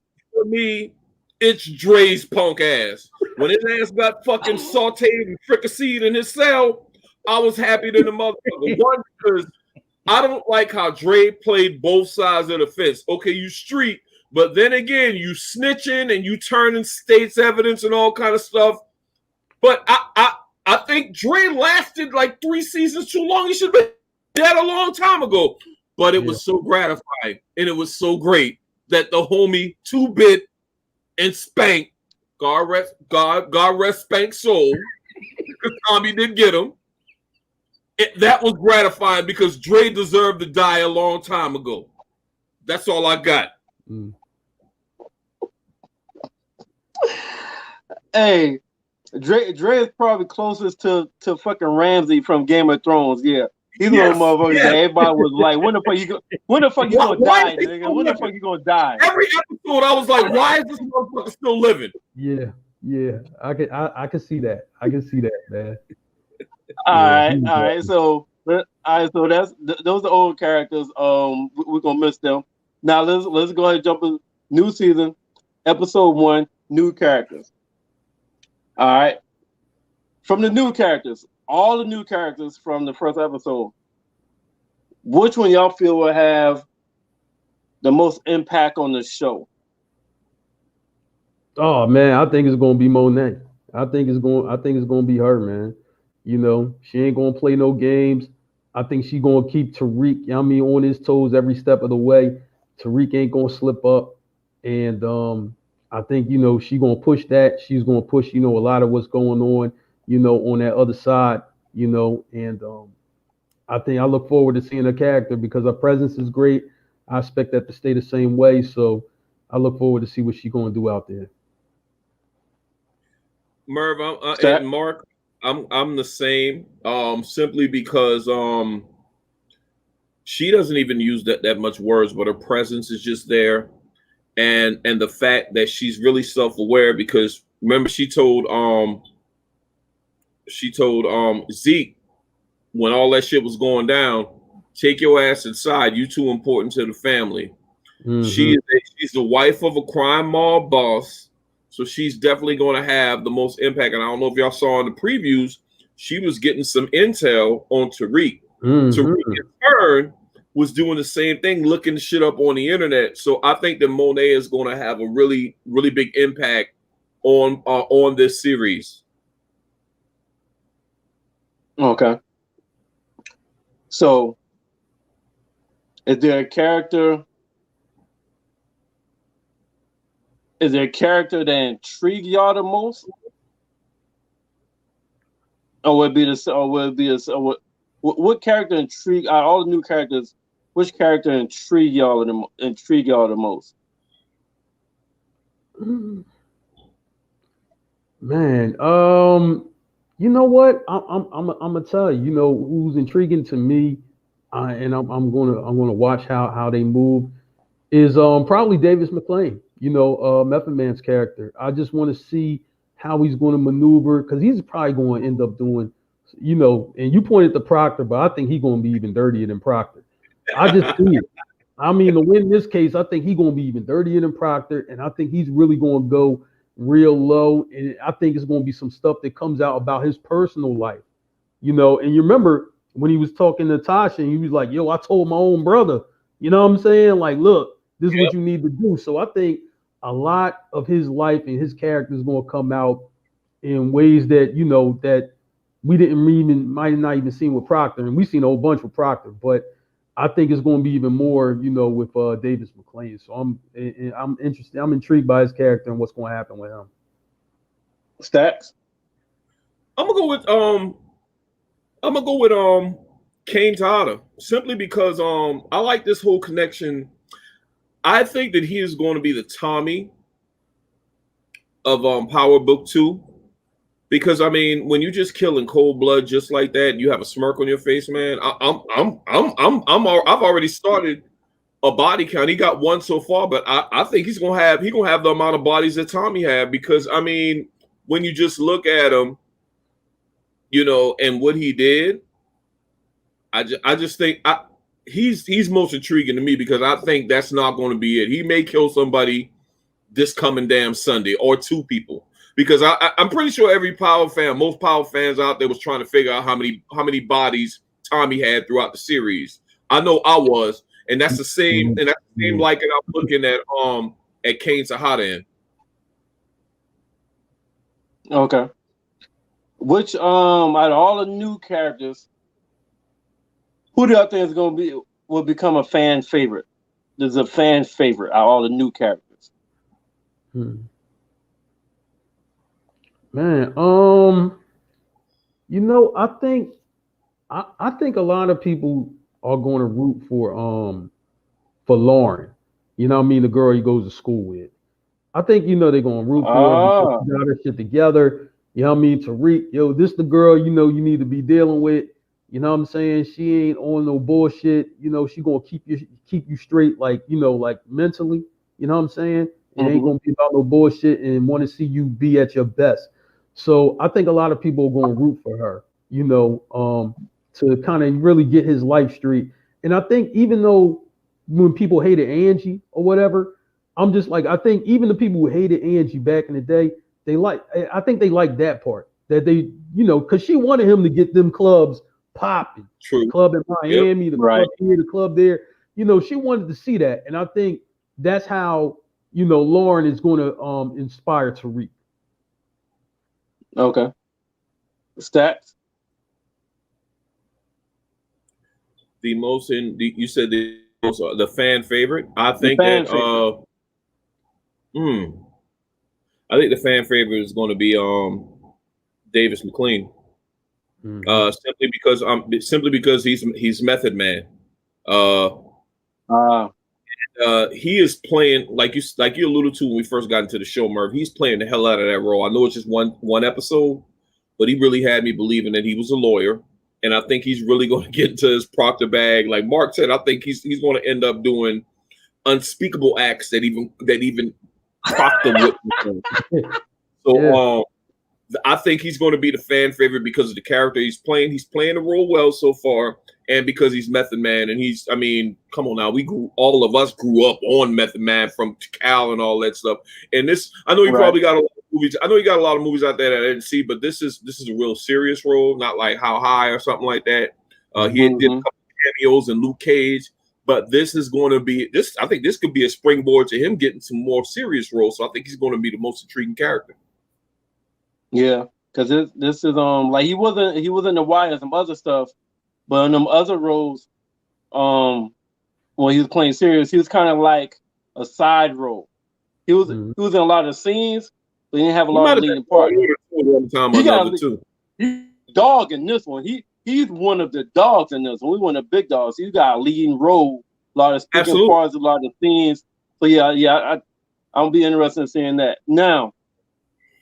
Not the new people, the old people, the old characters. At any moment, somebody could go because they've been on the show a long time. So it wouldn't surprise us with the old characters. But the new characters, who's the first one to die? Ooh. Can I go first, Mark, on this one? Go ahead. This is just a prediction, man. I think they're going to develop a storyline in these later episodes, but I think Ezekiel is going to get killed in some sort of way, and it's going to be a big deal because he's a big time basketball player. But I think that and it's going to be huge for the show because he's that prospect, probably one of those guys that's going to play 1 year and go to the league because they basically told Simon fucking this dude, you're going to do all this fucking work for him. I don't care what nobody says. That's pretty much what Simon said to Tariq. Simon says, no pun intended. But I think that there's going to develop a story. And I think that it's going to be something at the house or something as far as involving his family, how he's going to get killed. That's just me. Go ahead, Mark. Man, I mean, that's a good take on that. I'm gonna stay within the family. I think it's going to be the other brother that they didn't really, they introduced him, but they didn't really give him any lines yet. Kane's brother. I forgot about that. Is that the first cat that he kind of has like the wild hair or whatever, right? Yeah. So we don't really know what type time he's on, right? But I'm thinking he's probably like maybe something opposite of Kane, and I think if something happens to him, I think, it would probably hit the family hard because out of the 3 kids, that's probably the brother who probably has some promise, what I'm saying, to maybe do something else. I just think, I think something happens to him and it'll be a war if something does. Absolutely. Okay. I don't think nobody thought about that one. So that's all the questions for new characters. Okay. Now we didn't talk about all 4 quarters, talk about the whole show, we talk about different characters. Now, before we end this show, can I get y'all predictions on what y'all feel is gonna happen next week? Man, I seen a little bit of the preview. And I know Stacks alluded to this earlier, where I think, Tariq's kind of running down, Lorenzo Tejada, in the family. And, Mary J's character, Monet, she's running down Tariq. And, they really want to find out the information. To me, I think Monet's going to get to the information on Tariq a little bit faster because his information is pretty fresh. It's out there. And it's going to be like, listen, all these people died, around the family or went to jail. And she did say that, in the preview or whatever. I think, man, she's going to really have a watchful eye on Tariq. And I know, they're trying to do some business and some business might happen. But I think she really going to be on his ass. And, I just think that, you're going to see the start of that relationship between Tariq and Monet and what she expects of him and how, like, look, I got my eye on you. Step out of line even once, you're gonna have a hell of a problem, more than you ever thought it would be. And so I think that's gonna be the start of that relationship on the next episode. Stats. I think that long term, I don't want to go just next episode, but I think Tariq is going to be forced to juggle 3 women simply because Effie is the connect right now. That's his only connect he have. I mean, if Tariq is as smart as he is throughout the season in this episode, he'll find another connect. I mean, with more money, he can go ahead and do that. But as of right now, he got to deal with Effie. Diana, I think that Monet is going to see that, hey, they might be coming close. So that's one of the reasons that Diana is doing the that Monet is doing the homework on Tariq. Not only that, she know that Tariq is pretty much, I would say, like a tutor / sponsor for Ezekiel. So he got to juggle that. And I think just based off of him going to Stansfield and his interaction with Laura, that's going to be a developing relationship as well. I don't see nobody of importance dying this early in the season, but I'm really interested to see how Tariq is going to navigate while trying to do his schoolwork, trying to do Zeke's schoolwork, trying to put his products out there for Epiphany. Because believe you me, Tariq's gonna get some more workers. That's gonna happen, in my opinion. That's another prediction. Mhm. He's gonna get some more workers to move his weight for him. He might flip Effie and have her move it. I don't know what he's gonna do, but the kid's pretty savvy. But that's my prediction. Yeah. Okay. Yeah. All right. Well, this wraps up the first episode of the Power Review Merv and Stack Show. We had Mark on here.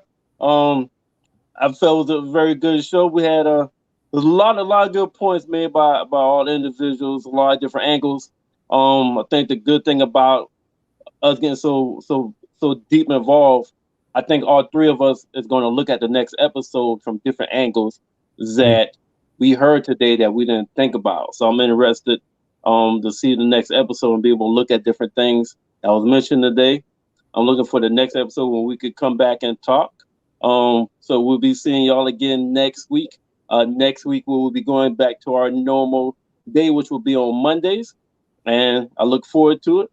All right, gentlemen, I'll see y'all next week after episode 2, Ghost Power Book 2.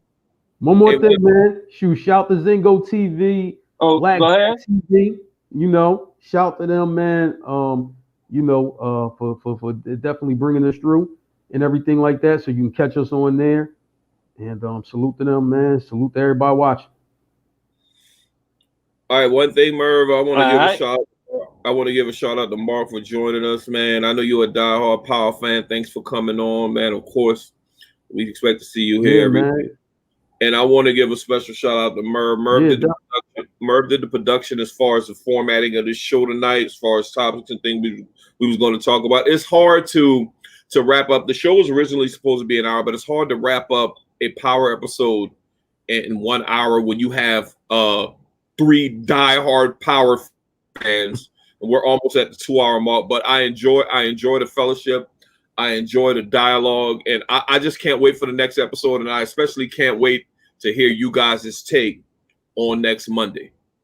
Yeah, no doubt. I'm looking forward to. Yeah. All right, and I also want to thank everybody, Stacks, Mark. Everybody made the show really good. Everybody had a lot of angles I didn't even think about from the day. So yeah, I can't wait till next week. Invite some more Power fans and share this podcast to some Power groups. It's some Power groups. We will bring people on too. That will love. Yeah, you're a Power fan. Yeah. You might have a chance to get on with us. So you know what I'm saying. Just watch the episode, hit us up. If it's anything that you didn't think we might have missed or we didn't even talk about, like, listen, man, just leave that in the comments, man. We can get to all that next week. And on the guys page. Yep. The guys page. Hit us up on the guys page, of course. Absolutely. Shout out to Free and Sean for last night to show the top 10 hip hop as well. But Merv, go ahead and take it, man. All right, gentlemen. If nothing else, I'm gonna pull a Russell Simmons. God bless. Good night. Yeah. Peace out. Peace.